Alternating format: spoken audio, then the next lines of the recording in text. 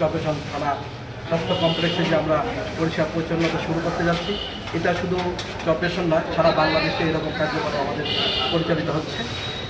বাংলাদেশ জাতীয়তাবাদী স্বেচ্ছাসেবক দলের প্রতিষ্ঠাবার্ষিকী গতকালকে আমরা 45তম প্রতিষ্ঠাবার্ষিকী পালন করছি। এই প্রতিষ্ঠাবার্ষিকী পালন করার একটি অংশ হচ্ছে সারা বাংলাদেশব্যাপী স্বাস্থ্য কমপ্লেক্স যেখানে আছে সেই স্বাস্থ্য কমপ্লেক্সকে আমাদের পরিষ্কার পরিচ্ছন্ন রাখা এবং জনসাধারণের ভিতরে একটা সচেতনতা সৃষ্টি করা। নাম্বার ওয়ান হচ্ছে এটা আসলে হাদিসেরই একটা অংশ, পরিষ্কার পরিচ্ছন্নতা হচ্ছে ইমানের অংশ। পাশাপাশি আমাদেরও যথেষ্ট সচেতন থাকা উচিত যে আমরা আসলে বিচ্ছিন্নভাবে কেউ দেখা গেল থুতু ফেলাই, এটা আমাদের আসলে করা ঠিক না।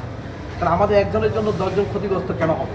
এই মানবিক দিকটা আমাদের মাথায় মাথায় থাকা উচিত এবং এটা আমাদের যথেষ্ট সচেতনতার অভাব আছে এবং এই সচেতনতা সৃষ্টি করাই আমাদের জাতীয়তাবাদী স্বেচ্ছাসেবক দলের উদ্দেশ্য।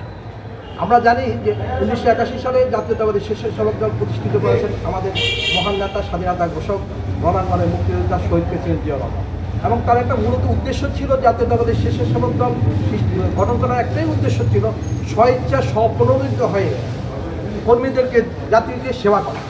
সেই সেবা করার উদ্দেশ্য নিয়ে আমরা আজকের এই অভিযান। এবং আপনারা জানেন বাংলাদেশে এই পর্যন্ত যত দুর্যোগ দুর্বিপাক এবং আমরা বন্যা হয়েছে, প্রতিটা ক্ষেত্রে আমরা আমাদের স্বেচ্ছাসেবক দল অত্যন্ত পজিটিভ ইতিবাচক ভূমিকা আমরা পালন করেছি। আমরা এই কাজটা কন্টিনিউ রাখতে চাই। সেক্ষেত্রে রাজনৈতিক দল হিসাবে যেমন আমাদের যথেষ্ট দায়িত্ব আছে, পাশাপাশি আমরা যারা জনসাধারণ তাদের এই ব্যাপারে যথেষ্ট ভূমিকা রাখা দরকার। আমাদের দেশে জনাব তারেক রহমান, আমরা তার সুস্থতা এবং